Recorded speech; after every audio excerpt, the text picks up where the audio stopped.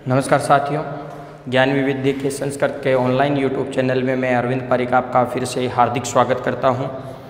हमने अपनी जो रीड सिलेबस के अनुसार जो चल रहा था उसमें सिलेबस में इतिहास जो पोर्शन है उसमें मैं बात कर रहा था। ऋग्वेद की अपनी हो गई थी, सिंधु घाटी सभ्यता की हो गई थी। अब हम आज एक ऐसे व्यक्तित्व, ऐसे कैरेक्टर के बारे में जानना चाह रहे हैं जिसके बारे में बच्चा भारत का हर एक बच्चा जानता है, जिसका वर्तमान समय में भी अगर देखा जाए तो बहुत ज़्यादा इम्पोर्टेंस रखता है, जिसके बारे में आज हम अध्ययन करेंगे। वो एक ऐसा महान व्यक्तित्व है चाणक्य।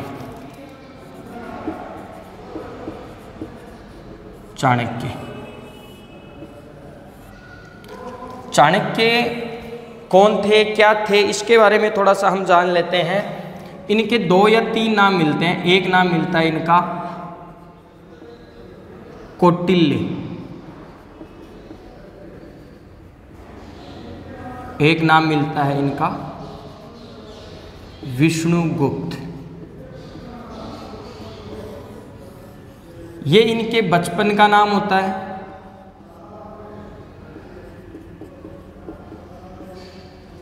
और ये इनका होता है कुटिल। राजनीति के ये ज्ञाता होते हैं, तब इनका नाम होता है कौटिल्य। बच्चों यहाँ कंफ्यूज होने की जरूरत नहीं है, तीनों जो नाम है वो एक ही नाम है। इनका उपनाम है कुटिल प्रवृत्ति के कारण या कुटिलता के प्रवर्तक होने के कारण इनका नाम हो जाता है ना। ये इनका बचपन का नाम होता है विष्णुगुप्त।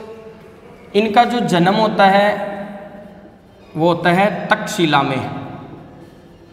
वर्तमान की बात करें तो ये पाकिस्तान में है। यहाँ तक्षशिला। भारत में उस समय 2 ही विश्वविद्यालय थे जो बड़े फेमस थे। एक आपका तक्षशिला था जिसमें अशोक चंद्रगुप्त मौर्य, आपके ये चाणक्य ये पढ़े हुए हैं। और एक था आपका बिहार में नालंदा। इन्होंने शिक्षा कहाँ प्राप्त की? तक्षशिला में। ठीक है, चाहे भारत कह दो, इंडिया कह दो, हिंदुस्तान कह दो, तीनों एक ही कंट्री के नाम है। वैसे विष्णुगुप्त, कौटिल्य, चाणक्य जो है तीनों एक ही व्यक्ति के नाम है। कंफ्यूज होने की जरूरत नहीं है इसमें। ठीक है, ये क्या थे? एक तो शिक्षक थे। कहाँ के थे? कहाँ के शिक्षक थे? तक्षशिला के थे। तक्षशिला के ये शिक्षक थे। दर्शन शास्त्री थे। इसीलिए इनको भारत का मैकियावली या मैकियावली की पुस्तक है आपकी कौन सी? The prince. जो मैकियावली थे पॉलिटिकल साइंस में आता है, इनकी पुस्तक थी प्रिंस। और इनकी जो पुस्तक थी वो हम इसके बारे में अभी अध्ययन करेंगे, अर्थशास्त्र। ठीक है, एक महान अर्थशास्त्री थे।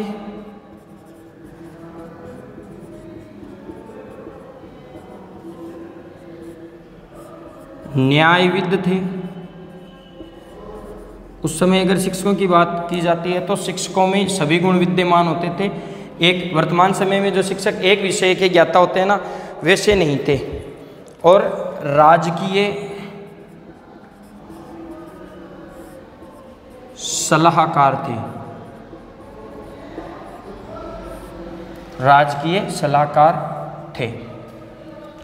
राजकीय सलाहकार किसके थे? कोई बता सकता है क्या? चाणक्य जो नाम है, इनकी गोत्र के कारण इनका नाम चाणक्य था। भी गोत्र के कारण, गोत्र थी जैसे अपनी सभी की गोत्र होती है ना, गोत्र के कारण इनका नाम था चाणक्य। ठीक है, राजकीय सलाहकार होते हैं ये नंदवंश के। होता क्या है? नंदवंश के राजा होते हैं घनानंद या धनानंद। धनानंद का मगध पर अधिकार होता है।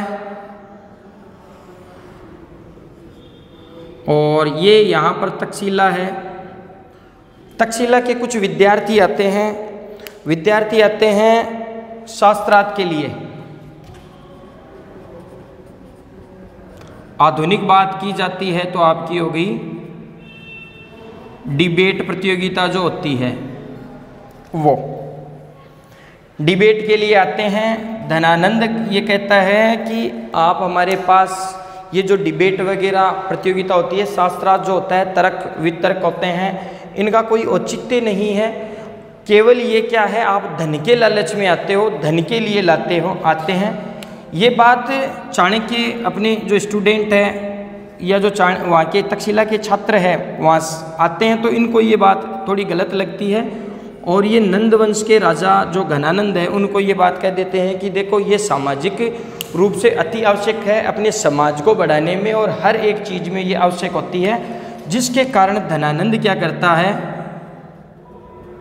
इनकी भरी सभा में बेइज्जती कर देता है और इनका अपमान कर देता है।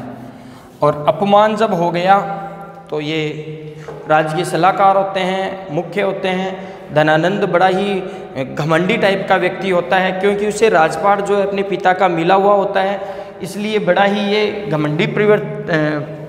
घमंडी टाइप का होता है। और वहाँ से साहब चाणक्य जो है वो चले जाते हैं, पता नहीं होता है कहाँ जाना है, लेकिन वो चले जाते हैं यहाँ से।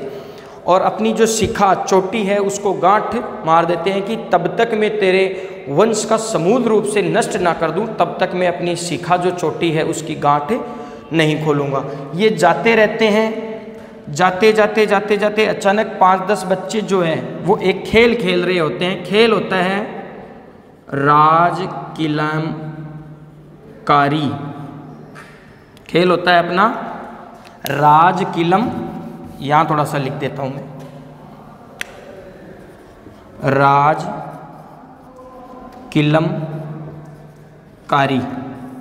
ये खेल खेल रहे होते हैं और चाणक्य बड़ा ही बुद्धिमान व्यक्ति होता है, बहुत पहुंचा हुआ व्यक्ति होता है। ये इस खेल को बड़ी गौर से देखता है। उसमें एक बच्चा होता है और वो राजा का रोल प्ले करता है, राजा का रोल प्ले करता है। आप लोगों ने सबने ये कहानी टीवी में देखी होगी, सुनी हुई होगी। पहली बार तो है नहीं कि भी आप लोग सुने हो, लेकिन फिर भी मैं बता देता हूँ कि राजा का रोल प्ले करता है और इतना अच्छा कैरेक्टर राजा का वो निभाता है कि चाणक्य एक बार तो देखते ही उसको हूबहू उसको अंदाज़ा नहीं होता है। ये उस बच्चे के पास जाता है और कहता है कि भी राज क्या बनना चाहते हो बेटा, आप क्या बनना पसंद करते हो? तो बच्चा कहता है कि साहब मैं राजा बनना चाहता हूँ। चाणक्य कहता है कि चलो मैं तुम्हें इस पूरे भारतवर्ष का सम्राट बनाता हूँ। बच्चा बड़ा महत्वाकांक्षी था और बच्चा बड़ा होकर आप जानते ही हो क्या बनता है, कौन होता है? चंद्रगुप्त मौर्य महान सम्राट बन जाता है। और सम्राट बड़ा ही महत्वाकांक्षी व्यक्ति होता है। फिर ये क्या होता है कि एक दिन अपनी सेना इकट्ठी करता है। कबाइली या जो ट्राइबल जो जनजाति होती है उनकी जो सीमा है उनकी सेना ये तैयार करता है। और यहाँ इस समय एक व्यक्ति होते हैं, एक वीर योद्धा होते हैं सिकंदर, जो पूरे विश्व को विजित करना चाहते हैं और ये भारत पर आक्रमण करने की आशंका होती है। तब चाणक्य और आपके चंद्रगुप्त ये दोनों किसके पास चले जाते हैं? सिकंदर के पास जाते हैं। और सिकंदर जो होता है वो एक वीर योद्धा होता है और उसको जाकर कहते हैं कि देखो मैं जो हूँ नंद वंश को नष्ट करने में मैं आपका सहयोग करूँगा, क्योंकि मैं वहाँ का रॉयल एडवाइज़र हूँ, राजकीय सलाहकार हूँ। ये कहते हुए सिकंदर जो है, होता क्या है, ये सिकंदर से मिलते हैं। कुछ इतिहासकार ये कहते हैं कि केवल चंद्रगुप्त गया था वहाँ पर, और जैसे ही चंद्रगुप्त वहाँ पर गया था चंद्रगुप्त को वहाँ से भगा दिया गया था या डराया गया या कुछ ऐसा किया गया था कि चंद्रगुप्त वहाँ से भाग कर आ गया था। जिससे ही भागकर चाणक्य के पास आता है तो चाणक्य उसकी पीठ थपथपाते हैं और कहते हैं कि एक व्यक्ति में शेर व गिद्दड़ की जैसी चालाकी होनी चाहिए।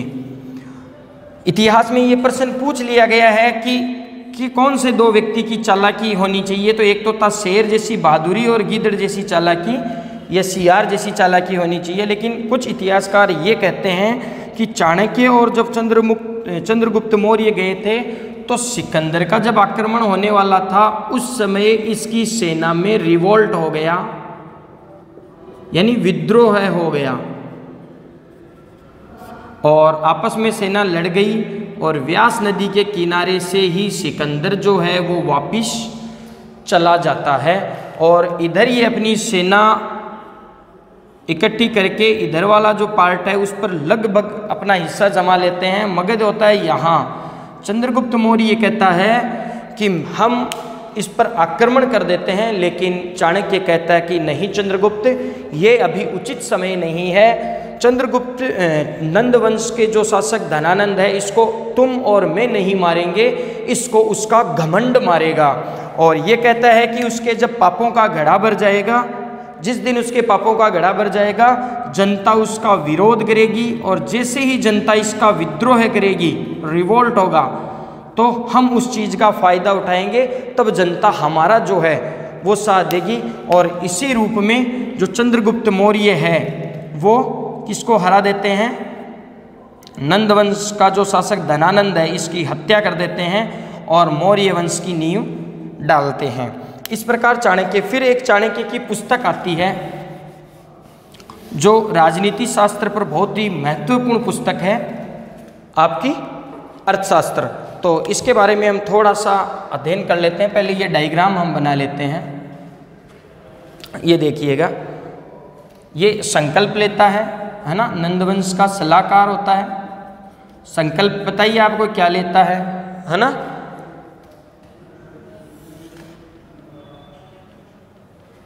नंदवंश का सलाहकार होता है और नंद के दरबार में ये अपमानित होती है, धनानंद का जो दरबार है।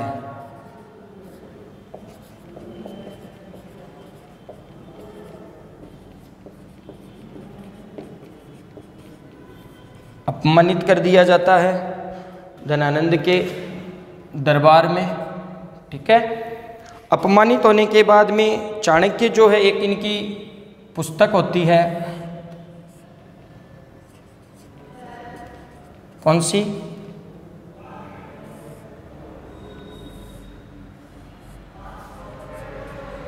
अर्थशास्त्र।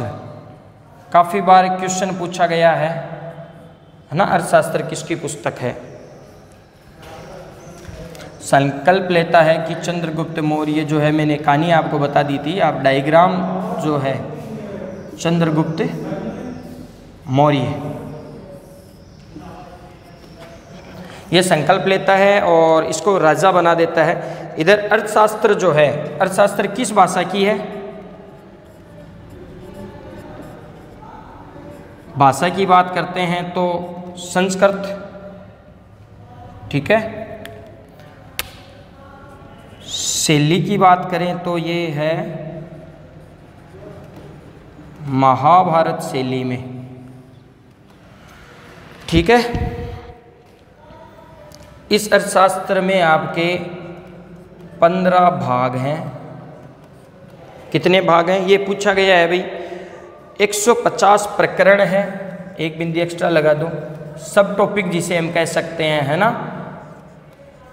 4000 श्लोक हैं, 4000 श्लोक हैं।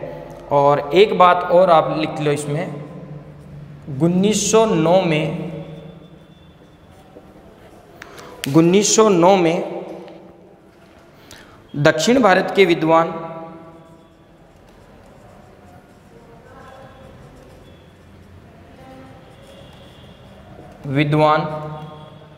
श्याम शास्त्री,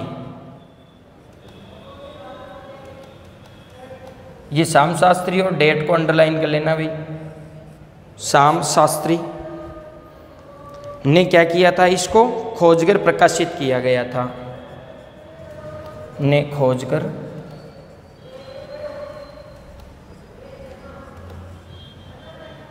प्रकाशित की, ठीक है। 15 भाग है, 150 सब टॉपिक है, 4000 इसमें श्लोक है। इसके छठे भाग में एक चीज मिलती है हमें, राजनीति विज्ञान वाले छात्र तो लगभग जानते हैं, है ना। वो मिलता है आपका सप्तांक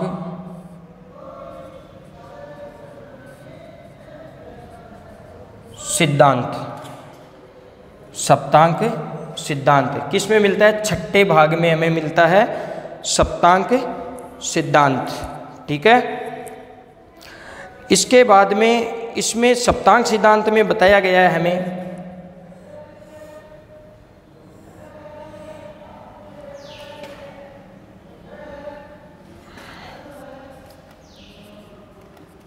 राजा,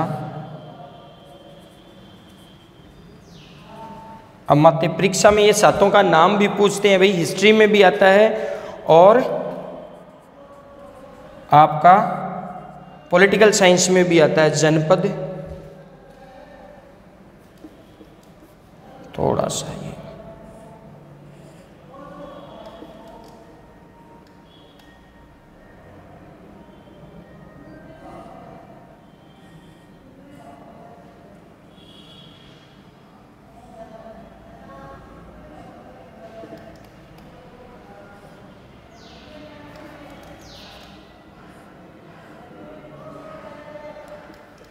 ये थोड़ा सा देखो भाई, थोड़ा बनने में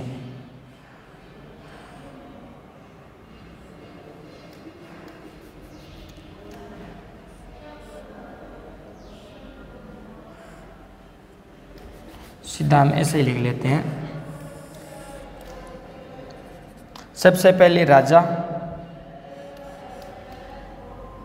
फिर आपका अमात्य, अमात्य के बाद में बनता है आपका जनपद, बाद में आपका आ गया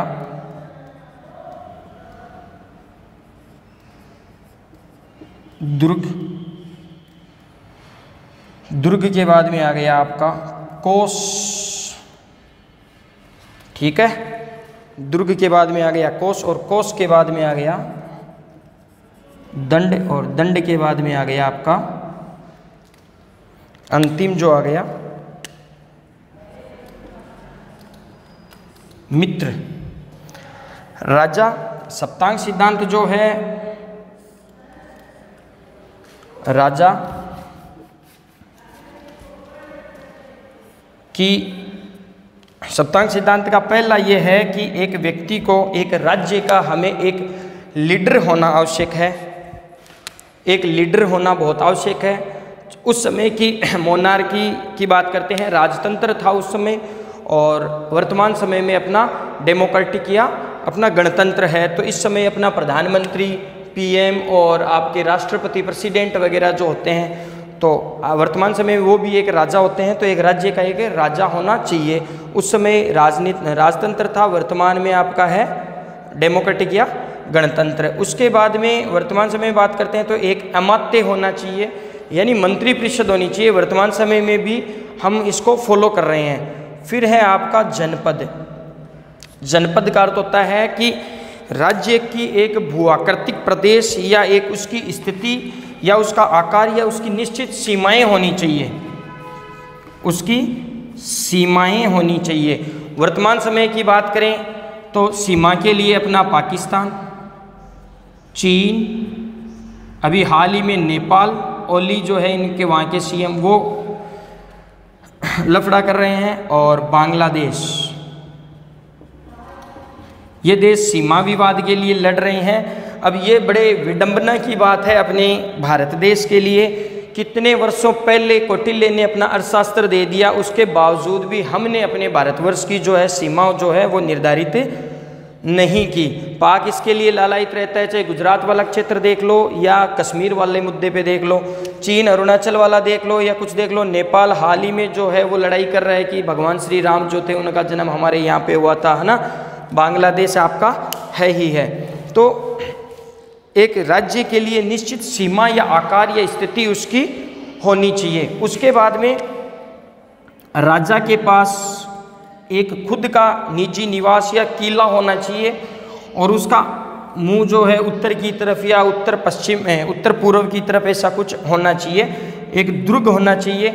इसके बाद में वित्त, पैसे, देखो इसका आकार उसने पहले ही कर दिया गया था कि भारतीय जनता नहीं, जनता कहीं की भी हो, जब तक उसकी मूलभूत आवश्यकताएं पूरी नहीं होगी। मूलभूत आवश्यकताएं हैं अपनी रोटी, कपड़ा और मकान। आजकल तो मोबाइल को भी इसमें शामिल करने लग गए हैं। तो रोटी, कपड़ा और मकान जो है, इनकी मूलभूत आवश्यकताएं जब तक पूरी नहीं होगी तब तक व्यक्ति में अपने देश के प्रति जो भावनाएं हैं, देशभक्ति की भावनाएं या राष्ट्रीय भावनाएं हैं, वो कभी नहीं होगी। इसीलिए धन का होना अति आवश्यक है। धन अगर नहीं होगा तो व्यक्ति देश के प्रति समर्पित या राष्ट्रीय भावना उसमें नहीं होगी। उसके बाद में हम बात करते हैं दंड की। देखो पहले जो दंड था बड़ा ही कठिन था कि किसी व्यक्ति का अगर एक हाथ काट दिया जाता है तो मृत्यु के बदले मृत्यु यानी आंख फोड़ दी गई है तो उस व्यक्ति के सामने वाले की आंख।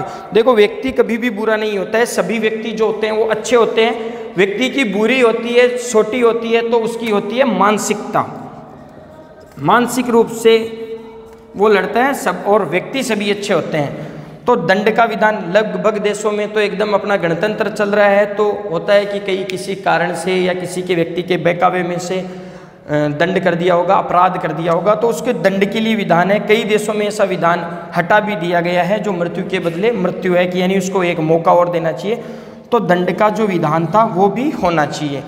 अंतिम इसका है अपना मित्र, यानी ये कहता है कि व्यक्ति का जो पड़ोसी होता है वो व्यक्ति का सबसे बड़ा दुश्मन होता है। कौटिल्य जी ये कहते हैं कि व्यक्ति का जो सबसे बड़ा दुश्मन होता है वो उसका पड़ोसी होता है, और पड़ोसी का जो मित्र होता है, पड़ोसी का जो पड़ोसी होता है वो व्यक्ति का क्या होता है, सबसे बड़ा मित्र होता है। वर्तमान समय की अगर हम बात करते हैं तो ये मान लो अपना भारत है और इस पर ये चीन है जो अपना सबसे बड़ा दुश्मन है। इसके बाद में ये अपना है दक्षिण कोरिया, और इसके बाद में है अपना जापान। कौटिल्य के अर्थशास्त्र के अनुसार व्यक्ति का जो चीन जो है अपना दुश्मन है। इसके बाद के जो आगे के जो है, और व्यक्ति को क्या है कि कुछ राष्ट्र उसके मित्र होने चाहिए। अर्थशास्त्र के अनुसार कुछ राष्ट्र उसके मित्र होने चाहिए। तो व्यक्ति का पहला जो है वो दुश्मन है। उसके बाद में दक्षिण कोरिया जो है वो हमारा बहुत अच्छा मित्र है। उसके बाद में हम जापान की बात करते हैं तो जापान भी जो है भारत का बहुत अच्छा मित्र है, और इसे कहा गया है, मित्र वाले को कहा गया है